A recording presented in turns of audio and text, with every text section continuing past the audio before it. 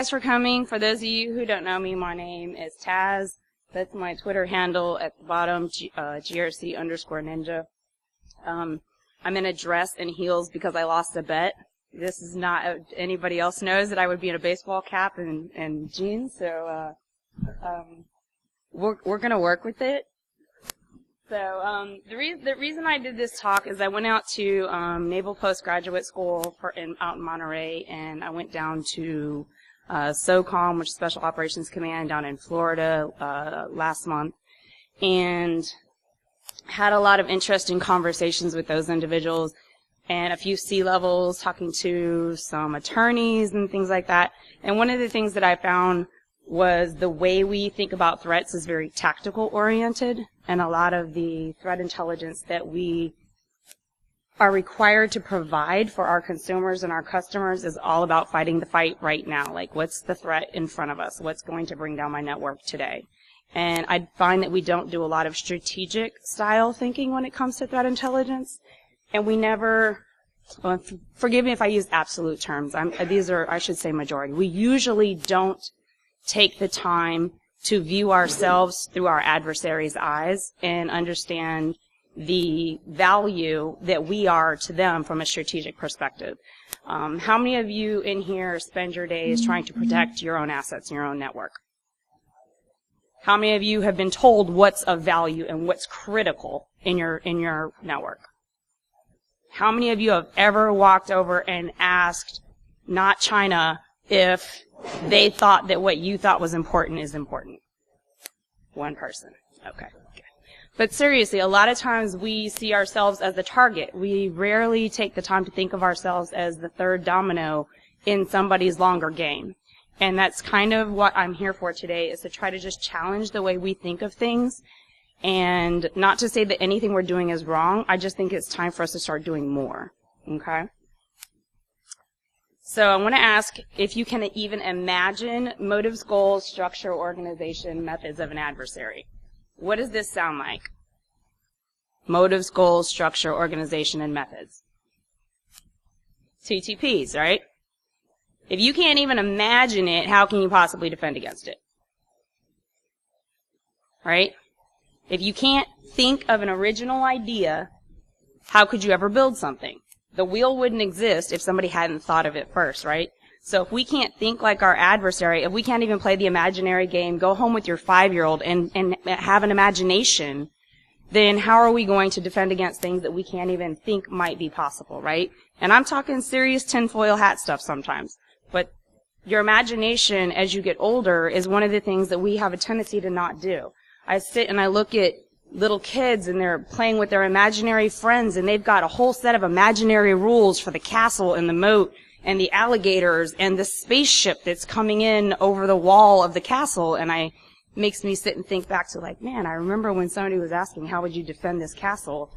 And a whole bunch of people come up with all these rules about how they would defend the castle, and then somebody throws them a monkey wrench and he says, well, you just got bombed by a spaceship.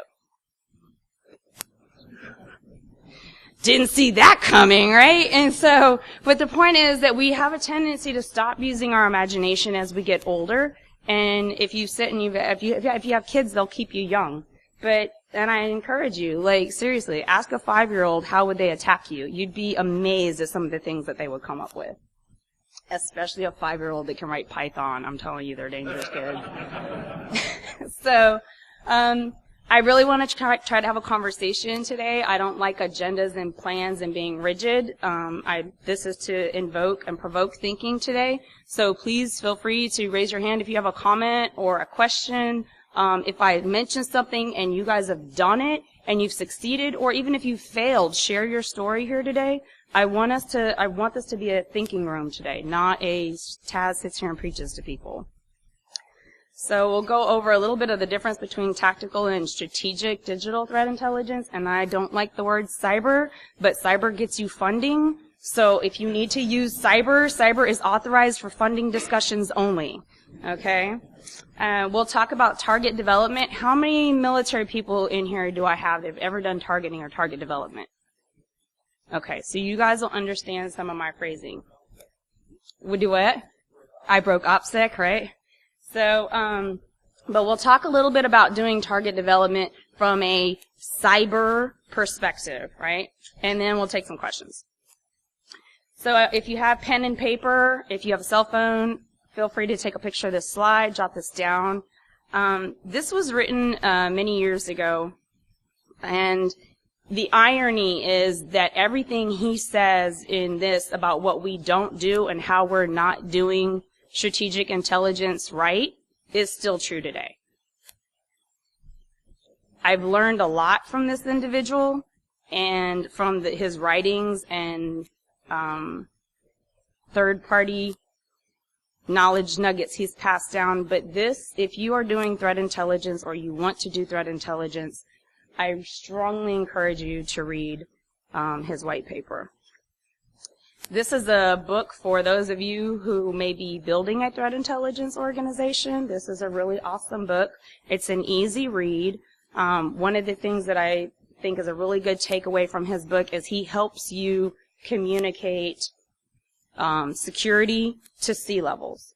Some of us struggle with that verbiage and bridging that gap in saying things, well, no, we need to protect this, or this is important. I need money to buy this tool, to buy this widget, or to hire this person, or hire this talent, or go to this class. Well, why? Because I want to we need to protect stuff. Well, he helps you translate the how to protect and how to build an organization and how to build a team. That's another really good book. I think it's like $2.99 on Amazon on Kindle. Like seriously, $3 to invest into your knowledge base. So we'll talk a little bit about the objectives. There's 2 objectives for this talk. Yes, sir.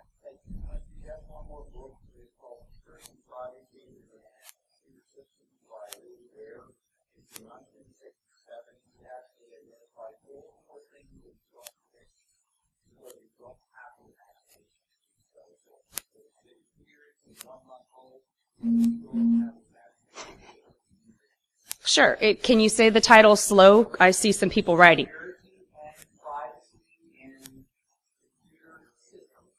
Security and Privacy in Computer Systems. Willis Ware is the author? From Rand Corporation. Thank you for sharing. Anybody else have a reading suggestion? Awesome. Okay. So 2 objectives a day. Challenge the way you think now and encourage critical thinking. I think critical thinking is this skill that a lot of us lack. I see a lot of people coming out of technical hands-on classes or degree programs, and I get around these like super whiz kids, smart, like they could red team and make your network look like Swiss cheese, right? But then when I ask them, so what?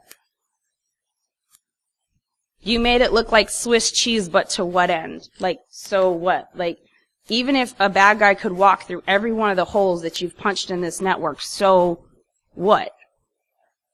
What would he be after? What would his objective be? What's the secondary and tertiary effects of these holes not being plugged? What's the business impact to this not being plugged?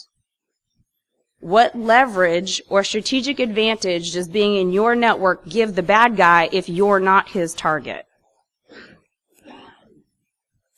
And a lot of them can't think past, oh my God, I got domain admin on a domain controller. And? So you own the network, now what? What are you going after in here now? What's important that's not on your list of things that's important? And trying to get people to do that critical thinking beyond just the immediate threat is something that I find a lot of us don't do. We have a tweet goes out, here's a new O-Day, somebody didn't do responsible disclosure, they caused FUD, everybody's hair's on fire. Did we plug it? Yes, we plugged it. Okay, whew, and we're done. And we stop thinking beyond that. It's plugged. Does it patch? This patch is done. So critical thinking, if you're interviewing people, try to find a way, get with your HR people to have some sort of interview set of questions that actually helps reveal whether or not somebody can actually do critical thinking. Let them tell you areas that they're strong in and weak in, and then give them something that they're weak in, but just see, can they figure out a solution? I did an interview. I do not write Perl. Okay, Pearl, I was like, they showed this to me, and I was like, I have no fucking clue what that is. And they were like, well, what do you think? And I looked, and I was like, well, let's see. Programmer basics teach me this. Anything on the right side of an equal sign goes into what's on the left side of an equal sign. And I just started, taking it down by the basics, and could I tear it apart? And I was like, well, I don't know for sure that this is what it does, but this is what I think it might be doing. But to get an answer, I would go here, I would go here, I would research this, I'd research this, and I would figure it out. And at the end of that interview, they were like, you are the only person who has ever literally picked it apart, step by step, to try to figure out what you could. You identified what you know and what you don't know, and then you figured out how to go get the answers for what you don't know. And I find that we don't have a lot of people that can do that. That's not a skill set we have. We're good at one thing, we stick at that one thing, and we don't want to go outside of our box. So critical thinking is something that I'm really trying to encourage with this talk here. So tactical versus strategic. If you are on the left side of the screen, you are playing whack-a-mole with IOCs and malware and viruses and threats and Trojans. If you are on the right side of the screen, you are probably doing some level of strategic threat intelligence.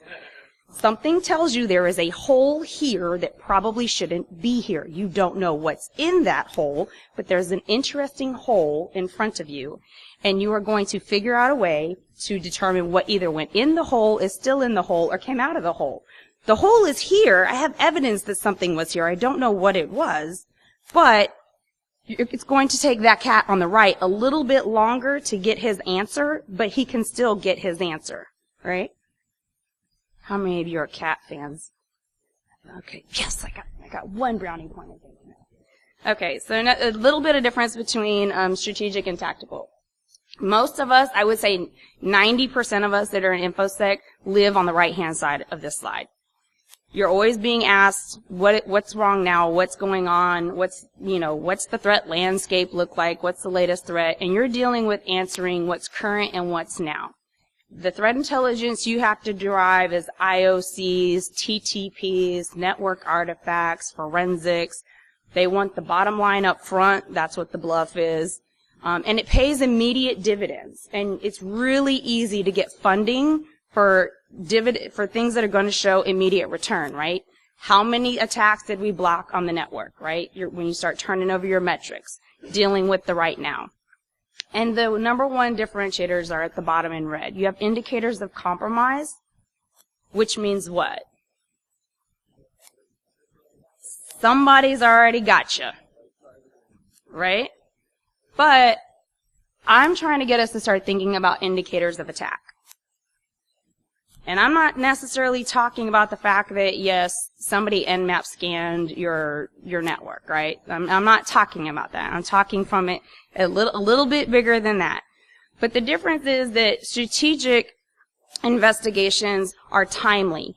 Timely doesn't mean it's a long time. It just means it's on time, usually. Now, if you've ever done military intelligence or threat intel of any kind, people are always complaining, well, why didn't you tell me? Well, I did try to tell you, but you didn't want to listen. Well, why didn't you tell me sooner?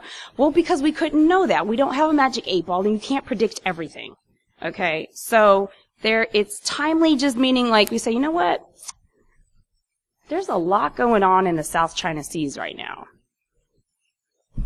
I wonder how much of what we make is manufactured in that region. Do we have any third or fourth order elements that come from any factories out there? Do we own any assets in that area? Might somebody want to use us as a pivot point to get into somebody else's stuff? And that's why I'm saying timely, being aware of what's going on in the world. Strategic is also about making connections, and it's not always A to B. It's normally somewhere from A to J. Right? You're trying to connect the dots amongst the breadcrumbs with strategic intelligence. That's why it takes a little bit longer to develop. It does pay exponentially in the long run, though. If you can anticipate an attack, you do not widely advertise that you have put mitigations for things in place, and then you see that attack that you predicted come and that attack fails miserably, that pays dividends. How many of you guys remember the denial of service attack with the Mirai bot. Okay? Big news, right? Was anybody talking about the botnet attack that had happened to the provider in Canada that was twice the size? It wasn't on the news. Why? Because Brian Krebs wasn't there, right? Okay. So, but Brian Krebs gets shut down because whatever, people are trying to DDoS his site and all this other stuff. But the point is that I sat and we started talking about that, and I said, you know, how many people thought about the other strategic partners that were behind or co-located with Brian Krebs' website?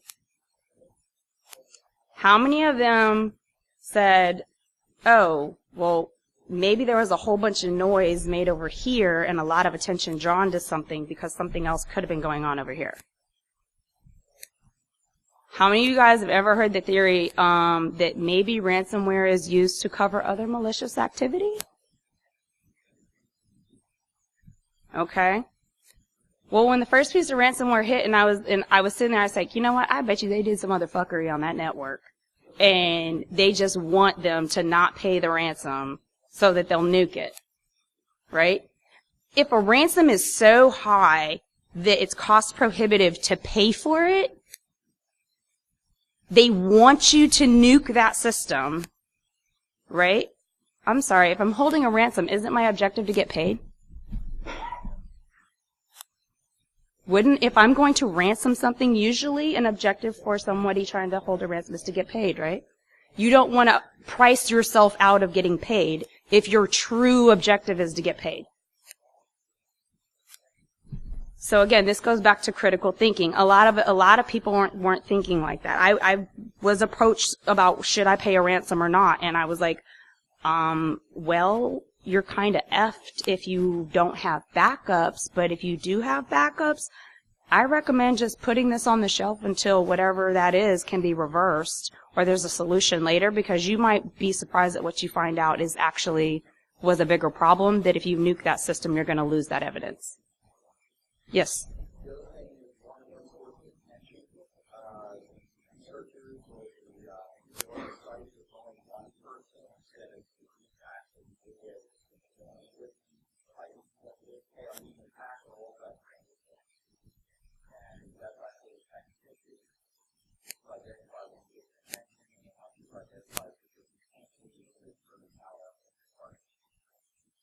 Very good point. So where does strategic threat thinking come in? Many of you guys have seen David Bianco's Pyramid of Pain. How many people are familiar with Pyramid of Pain? Okay, if you're not familiar with the Pyramid of Pain, it's excellent. I credited James Deedle on this as well because he added to this, okay? But basically, starting from the bottom to the top, it's how difficult is it for an attacker to modify what you see in the pyramid. Once you get past TTPs, though, what next? How many of you are actually doing target development from an attacker perspective after you have TTPs? Not very many hands in the room are going up, and that's really why I'm here today. Like, we stop after we identify TTP, and God bless the guys that made the APT encyclopedia. Y'all forgive me, I'm horrible with names. But like going through and reading that, and if you've done threat modeling and you understand where your threats come from, are you US based only, are you global, you know, things like that. I had an interesting story the other day shared with me when I was talking about my talk, and I will leave the company nameless. But the individual mentioned to me, I said, you know, a lot of us don't think about the fact that we have a page on our website that says these are our strategic partners. How many of you have a strategic partner page listed on your company's website somewhere? Or across the bottom, you list all these big name companies that your product is used with or you partner with. Well, and I told him, I said, so what happens when somebody doesn't like somebody you partner with strategically? You become a second or a third domino if they are the end target. Okay, you may not be. Yes, there's an obvious one. And the reason I didn't use the Target example, to be honest, is because we get hung up on the word third-party service provider. Being a strategic partner isn't the same as being a third-party service provider. Sometimes you can be a reseller, a value-added reseller of a strategic partner, right? How many of you are VARs or know what value-added reseller is? Okay. So when you have, and we'll just pick it, like networking technology, right? One vendor can go in and do a consultation with their client, and the client says, I want to stand up a network, right? How many vendors do we have that make routers and switches?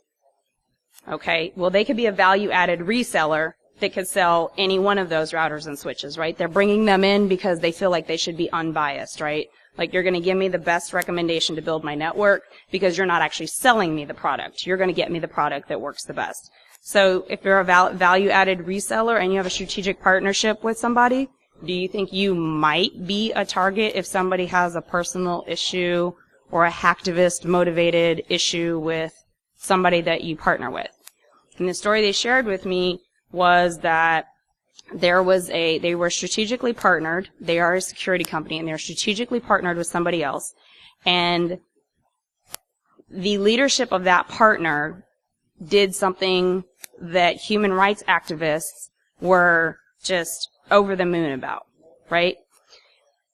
And they didn't think that they would be the target. They're like, oh man, you did this socially unacceptable thing. You are like, buddy, watch out. Hate it for you. But what they didn't realize was that they were actually becoming the domino to get to them. Not because they were a service provider or anything else, but because they had a strategic partnership with them. So what I want us to start doing is, if we get to TTPs and we get to that level, this is where the strategic thinking starts taking place after we've done all of these things in our day-to-day InfoSec world.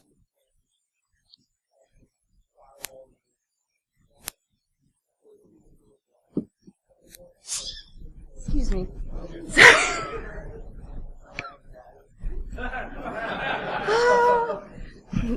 Chad, that ACHMU is for you. Okay, so strategic thinking can come in before or after a breach. Before you have a breach in malware, you want to ask yourselves, what do you have that's critical input to someone else? We talked a little bit about this. And what serious vetting have you done about third-party vendors? Notice I didn't say service provider, I just said vendors. ISPs especially, how many of us use internet at work? How many of you own your own internet? Not very many of us, right? If it's after a breach, when you think about what was taken or accessed that was not PII, and why would somebody want that? Tinfoil hat moment. How many of you guys remember the Anthem breach? Okay. Was it? No, wait. The very first one. You're correct there. The very first one. How many of you guys remember that? How many of you guys remember all of the articles that followed about those health records being sold? Which was how many records got sold? How many health records actually got sold? How many of you guys remember the OPM breach that followed not long after? Now, if I wanted to assassinate somebody, wouldn't it be great if I had all of that information from OPM and then I had all this information about their medical health to make it look like it was a natural death? Tinfoil hat, I told you, right? But these are the kinds of things of making connections between what are sometimes seemingly unrelated events and seeing how they may affect you, right? If something in your city gets hacked, right? How does that affect you? How many of you guys heard about the sirens in Dallas that got turned on? Oh yeah, I'm on the DC 214 group. Man, the threads we had on that, right? So we had everything from people saying, hey, I think this might have been a test of the system to see how emergency responders respond, to some attacker may have wanted to see what the threshold of the 911 system was, right? If you guys do military type stuff, people will go in, set off a small bomb, see how long it takes for emergency responders to respond, and then there were secondary attacks that used to come after that. but they learned, right? They did these little tests. So we have every theory in the world going on there. And so I started asking people, say, how many people are keeping up on IoT, air conditioning type stuff? Okay, I have a few people keeping up on IoT air conditioning. Can you imagine Dallas, Texas in August if I could turn on everybody's air conditioner so that they couldn't shut it off? I can overload the power grid, which can cause brownouts and blackouts, which could then allow me to do what? Whatever the hell I damn well want to, right? But again, can we go back to imagining these kinds of scenarios? So how many of you did your C-levels list your IoT air conditioning control units as things that are critical to protect? Nobody. But if we sit and we think about ourselves and what we have and how we can play a strategic role in somebody else's attack, those air conditioning control elements seem a lot more important now, don't they? Right? Again, going back to imagining. So we get hung up on breaches and PII, and let's be honest, we're all numb to them now, aren't we? Right? Like 10 years ago, when the VA guy lost a laptop that had all these veterans, oh my God, hair on fire! Now it's like I literally retweet 2 bots that do nothing but tweet breaches. And I probably retweet those 2 bots like, I don't know, 5 times a week. Right? So we get all hung up on PII and everything else, but a lot of times we're not thinking about what else beyond PII. Like, I'm sorry, I don't think they hacked into OPM because they want to make credit cards in my name. Or that they want to steal my identity. Probably not the objective, right? So if you find people that are in your network or you find something unusual or anomalous, a lot of us go straight to going to the PII, and we're looking in our networks at PII or credit card information, right? Because we don't want to get the fine, we don't want to get the whammy. But what else do you have from a data perspective that could be of strategic value to somebody else? I promise you it's probably not the PII that you have. How many of you guys have blueprints? How many of you guys have schematics? How many of you guys have manuals? How many of you have a library with manuals of shit that's older than your grandmother? But somebody scanned it into PDF, right? So if I needed to get information from something that's not easily available on the internet, and I know that you have a massive library that has all the information I need to be able to plan the next stage of my attack, do you think your library might be of value to me? But these are these places that we go looking for bad guys. We're not looking there, right? So it's time to take a look at what you have that's going to be of value to an attacker where you are the second or third domino in the attack, that you are not the primary target. Yes?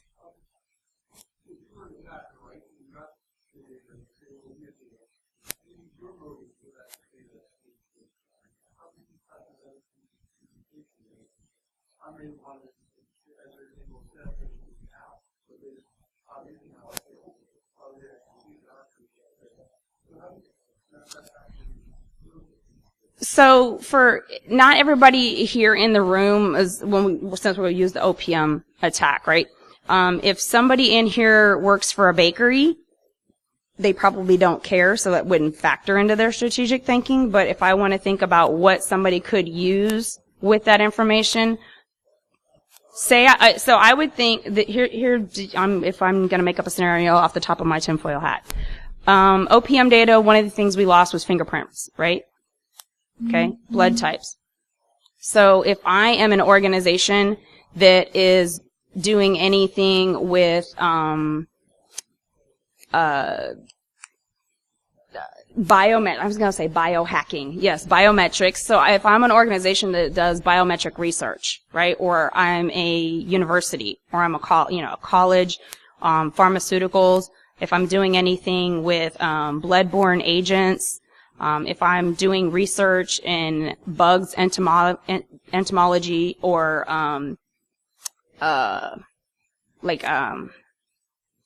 herbal solutions, right? Say I'm an herbal company and I'm doing research into benefits of herbal supplements or stuff like that for health conditions, treating cancer or treating some life-threatening situation. I might need to keep in the back of my mind that, okay, well, if somebody has all of this information about somebody else's health condition and my research where I have failed to create a cure, if you failed to create the cure, what did you do to the lab rat? You killed it. Okay. So maybe my failed research needs to be protected just as much as my ongoing successful research. So when I'm doing the tinfoil hat, so my answer to you is it would depend upon what company I'm working with as to what other things or, historical events have occurred would be relevant to them. Does that make sense? Okay. I think I saw a hand. Yes.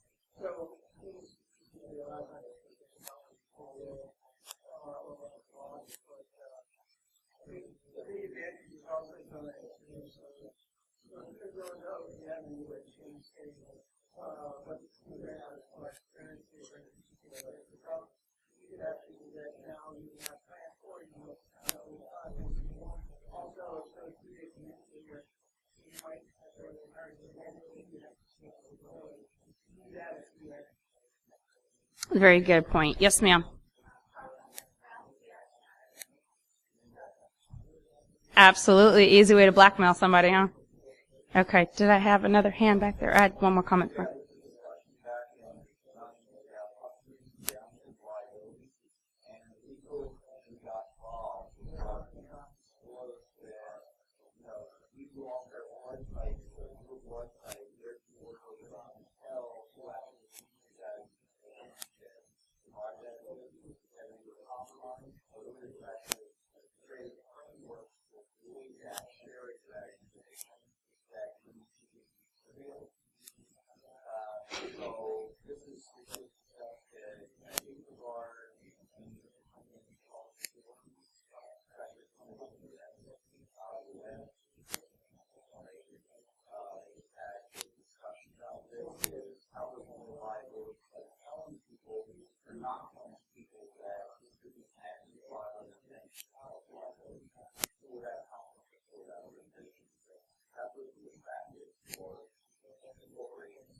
Well, from the corporate sharing perspective, I mean, yes, I can see those.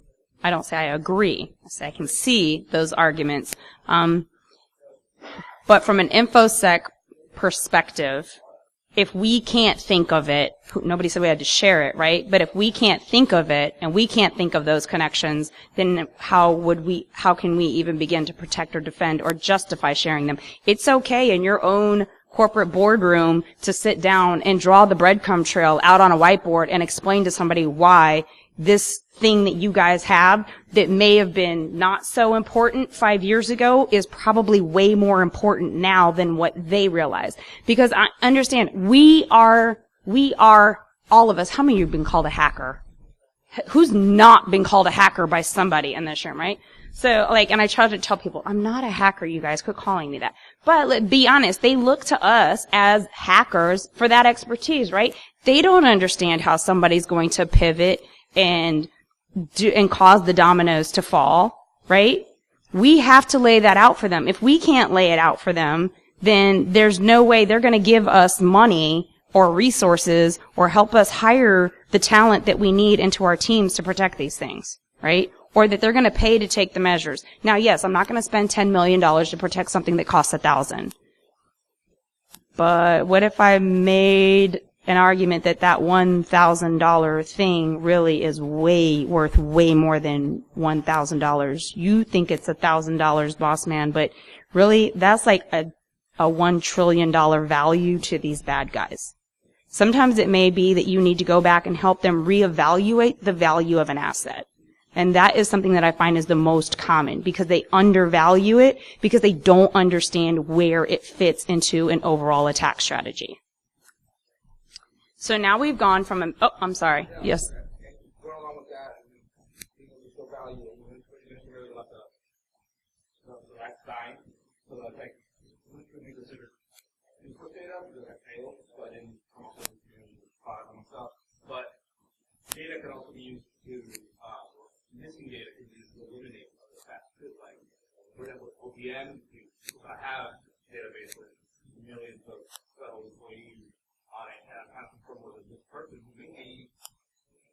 cover or is, you know, something identified for the government. I'm trying to confirm whether they're real or not. And then so often, yeah, they don't have a record of this name. Well, now I know that person is real. And it's not actual data that I stole. It's data that I stole and I can hack. So that absence would also be, that part of the problem. True. Now we know why. Now we hear why the rat died, right? Okay. Yeah, that's a very good point. So we've gone from being able to imagine motives, goals, structure, organization, methods of adversaries to now can we comprehend them? Can we actually begin to understand why?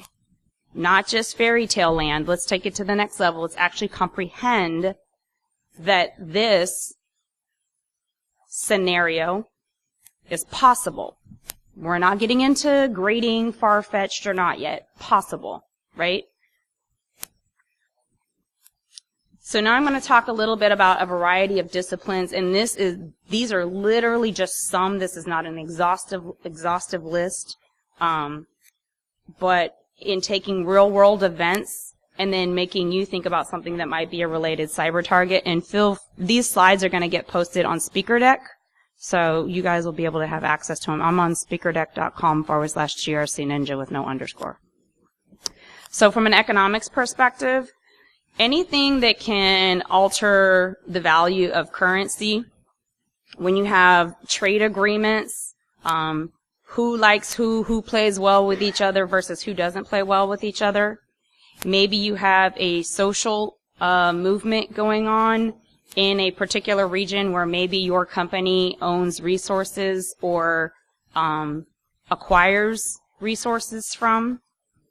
And anything that's industrialization or provides access to education and information. As Westerners, a lot of times we take for granted our ability to Google something.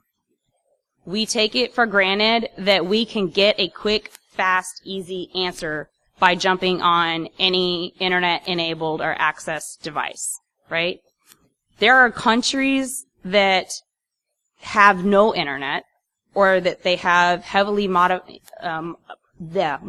and monitored, I can't get that word out, heavily monitored internet access, right? Citizens are afraid to even search for things because, you know, they think everything from the enter button on their keyboard is hacked all the way to their ISP provider, right, and everything in between. So where would a strategic threat fall that you might want to start looking for in advance there? So these are more of questions, and I always tell people from an economic perspective, think about what affects your ability to have commerce, not e-commerce, just day-to-day commerce. Does your company ship things? Not that you're Amazon, but do you ship things? Do you mail products somewhere? Or if you're not a service-oriented industry, you're a physical component that you provide. What affects your ability to monitor your supply chain, your product when it's on a train, when it's on a truck, when it's on a plane? What affects your ability to do that kind of monitoring? Those would be a strategic target. If you're the person that provides another company's ability to monitor where something's being shipped and when it's there, right? Maybe what I want to do is steal their stuff, right? Maybe I want to destroy it. Maybe I want to blow it up. Maybe I want to make sure they don't get the shipment. Okay, so who am I going to go after? They're my end target, but who am I going after? I'm going after anybody who's doing the logistics support, right? Logistic companies, I'm sorry, if you work for a logistics company, you are a total target all the time for everybody. You are the third domino for everything. Exports and imports, product manufacturers. If you know that you're a target, second or third order in something, if you are, anything that you make is controlled by export or import, okay? And there's one more thought I had on this. Oh, if you are an enabler, the last one listed. If you're a vendor of technology, software, or equipment, this supports these things as well. If you make it's a really bad example. So there was a washer that was made by a government contractor, and that government contractor provided that washer to airplanes for the Air Force. And the parts kept breaking, and it almost killed service members. And then they had to go backwards to figure out that they were getting inferior washers. Okay, the plane's flying, something starts to fall apart, the plane falls out of the sky, right? We don't want that. But the washers were inferior. Well, it wasn't that the government contractor was providing an inferior washer. It was that the plant where the washers were being made had been compromised, and the alloy, the other metals that were being mixed into the raw liquid form of the metal before the washer was molded and formed, is what had got compromised. They compromised the company that provided the input to create the washer so that they could make the planes that were using these washers vulnerable or weakened. Again, strategic thinking, right? Second or third order steps. Yes? Just to add, from a military perspective, talking about logistics, military organizations are so heavily dependent on logistics for warfighting, manipulating that integrity. You say it's just a human error, and you thought you had 50 cases of bullets coming in, and you had 5, and now we get battle because of that. And you probably first thought it was a human error, didn't realize it was a manipulation by a malicious threat. Probably one thing that And if I could manipulate the counts at the person that's supplying it to you, not compromising any military assets, but I'm able to compromise the data that comes in, right? And you're just the shipper, and the shipping inventory form, when I scan that barcode, is going to automatically update my quantities, right? Well, what if I can fuck with your barcode? How many of you guys have ever done stocking in your life? Did you ever count, or did you just zap, zap, zap, zap, zap, zap? That's what we do. We're going to zap, zap, zap, and go because we want to go home. Manual labor sucks. But seriously, I mean, so to his point though, if I could manipulate the printer that's printing out the barcode, how many people have your printers listed on your top 3 to 5 critical assets? 2 people. Yay! No, I'm joking. Okay, so, what did you say? Okay, he's mumbling. He can't share. It's okay. So, from a business paradigm, where threat actors may be looking to compromise something, if there's an acquisition, we know that when somebody's buying somebody else, that's a great time to get in there and screw with stuff because everybody's counting the beans and the bean counters before they buy the new company. You want to make sure that everything's on the books and all of the company's resources are going into making sure that the merger and the acquisition go well. And we kind of start to cut corners to make things work well together. We start to punch holes in firewalls. So, yeah, or we're gonna leave that open all weekend so that you can get it done before Monday. Yeah, okay. But who might be a strategic target if there's things going on, if there's an acquisition going on, or a major competitor announces a product? Because let's be honest, strategic threat intelligence, sometimes the bad guy is simply your biggest competitor. I mean, corporate espionage is nothing new. You don't hear a lot about it in the news, but man, that's some vicious stuff. Like, I've literally been contacted and asked to commit a felony on behalf of somebody. They were going to pay me a lot of money. I'm like, there is no amount of money you can pay me for me to go do that. No, you need to find another solution. That is not how you do that. So, but you might want to be thinking, and again with the washer example for the airplanes, who made the tech that's in the equipment? How many of you guys remember the TSA scanners, and I forget the researcher's name, who went in and found the X-ray, was it the X-ray machines, I think it was? And there were components in there that had no business being in there, made from China, that were literally communicating data across the airport networks back to China? Anybody ever think about the tech that's in the equipment that you use? Go rip it apart. Give it to Spencer. He'll reverse all of it. Give it to Josh. Purchase orders also revealing your capabilities. How many of you, and if you're military, you get this, but if you're a civilian, you might not. Wouldn't it be really cool if I knew that you just bought 1,000 Cisco switches?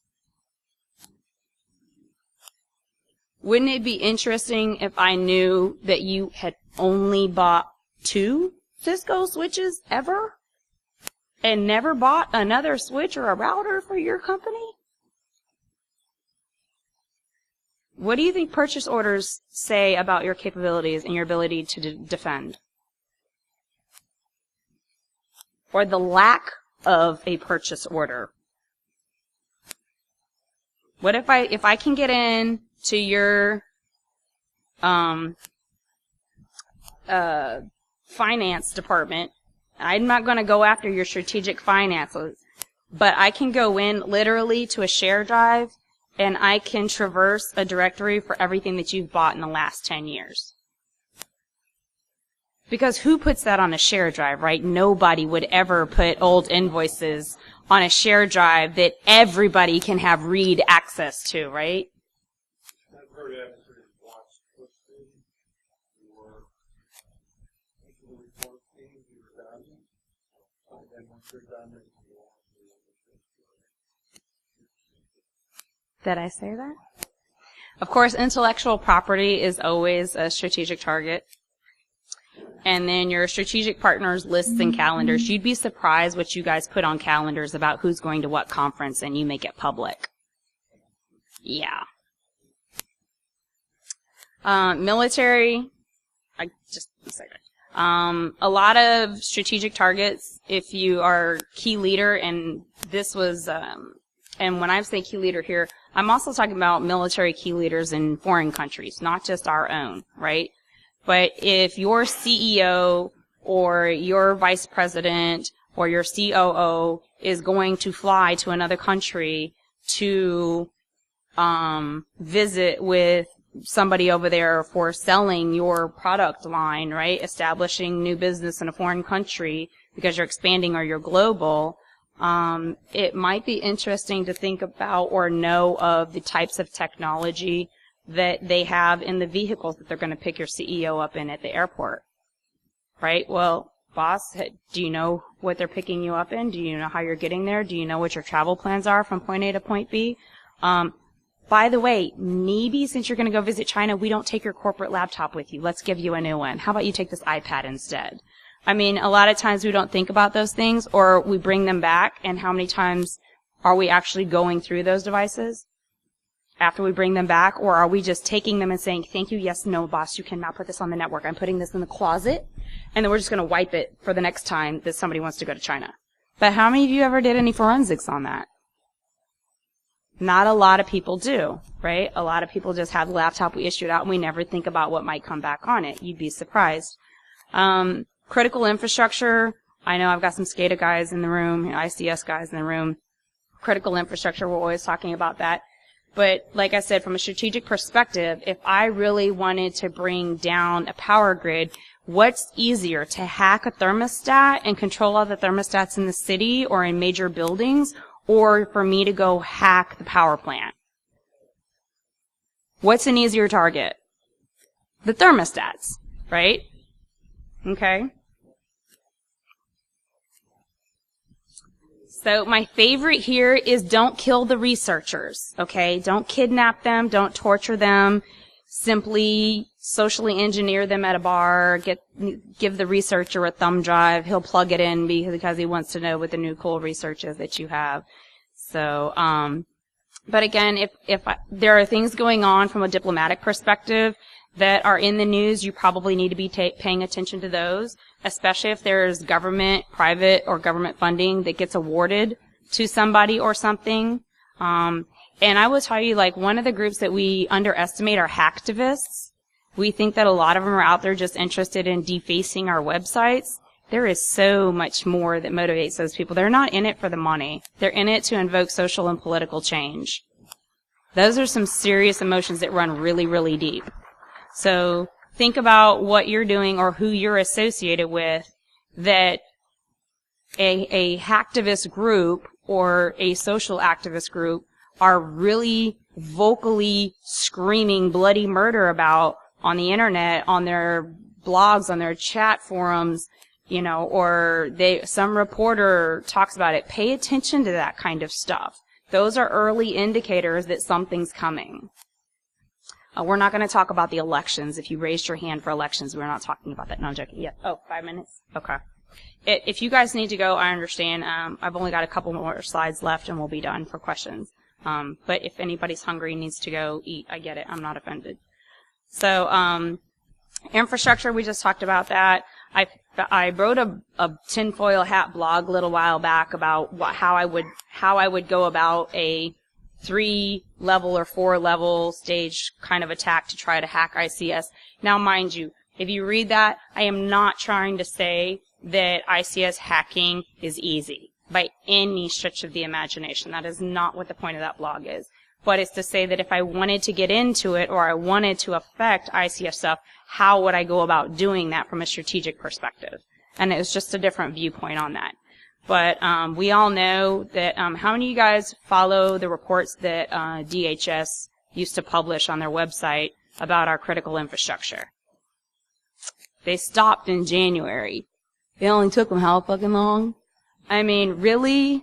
Like, and now you can still go get the old reports. Like, I don't get it. Like, you know, it's like, if you're not going to publish anymore, how about you take down the ones you've got up there? We don't need to know. Not everybody needs access to that. But, one of the research projects that I did was on black energy, events in the Ukraine. And I was surprised to be able to go out and find a source that literally listed every manufacturer for every boiler and every engine and every component that they had in every nuclear, hydro, gas, coal power plant that they have. And all I had to do was register. But like this one, it's a single location for this information globally. And we're filling it in for them. Like voluntarily. So data manipulation, that would be a great place to do it. But it's just saying that that information is out there. So how many of you think about research in weather, controlling weather? Okay, that's a great strategic target for somebody. Okay. Who would be the targets? Conferences where multiple critical infrastructure vendors are gathered, because we would never hack the Wi-Fi at a hotel, ever. Never, right? You never socially engineer them, chat them up at the bar, right? You'd never do that. Never give them a CD of something really cool presentation that they can go watch later. No bad guy would ever go through that length, would they? Give back. So technology, this slide was more for the non-InfoSec groups. But basically, how many shared service providers does your organization actually use? And then once you can identify those, find out how many of them actually use the shared service provider to provide you a service. That's probably one of the ones that I'm seeing more often now when I'm asked, or when people are finding problems or I suggest places to go look. It's not at their immediate third-party service provider. It's at a service provider that they use, that they aggregate to provide you a service.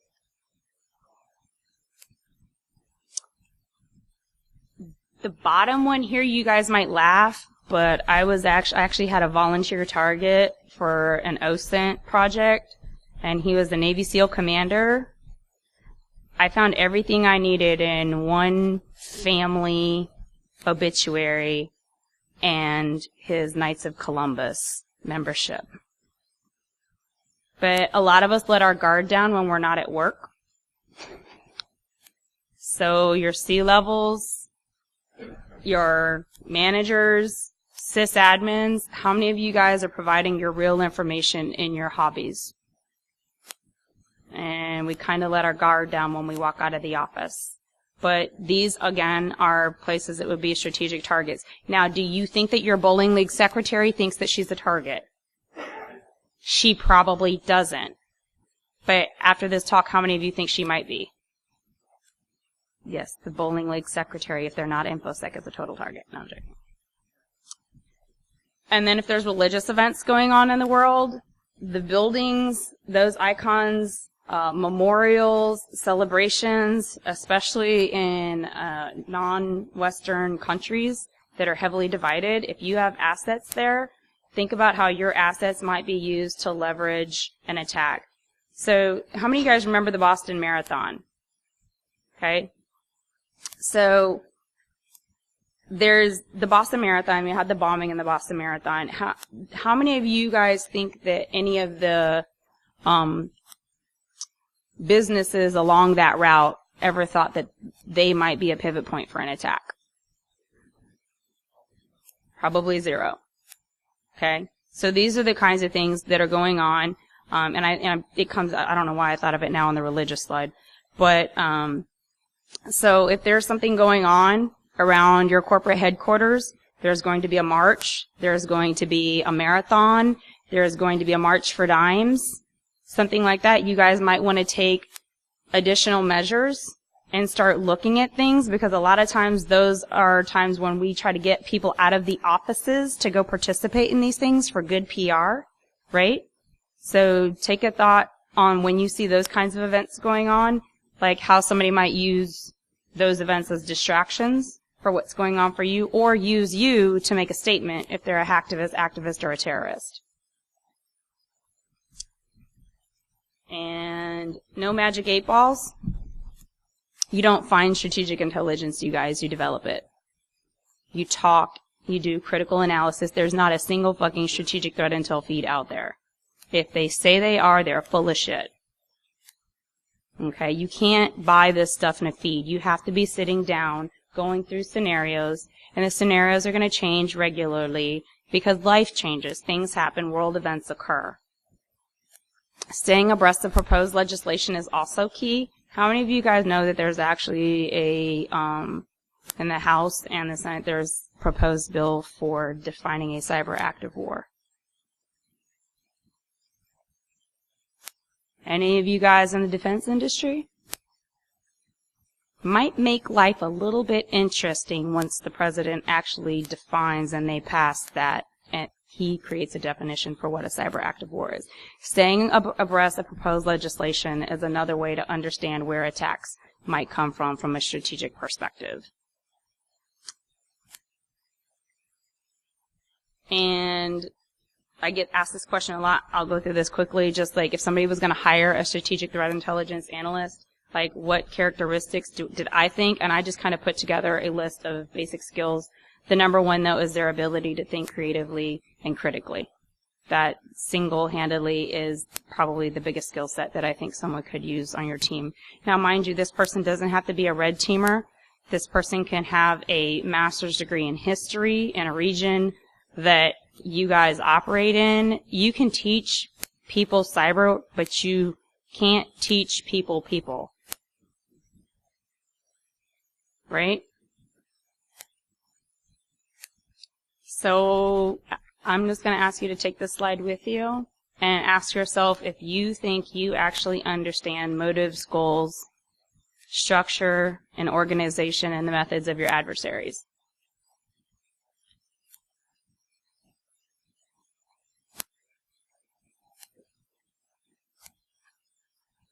And I hate to say it, but I think we're going to say it cyber.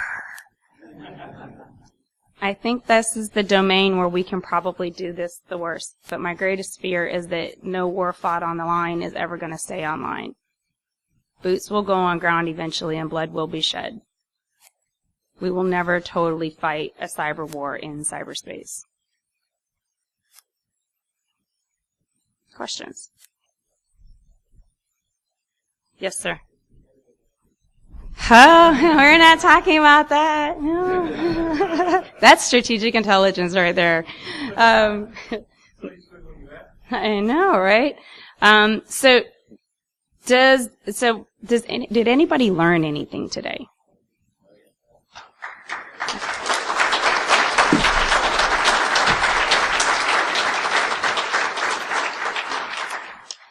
And I understand this is probably not the forum that some of you guys may want to ask me your one-on-one questions about your organization or whatever.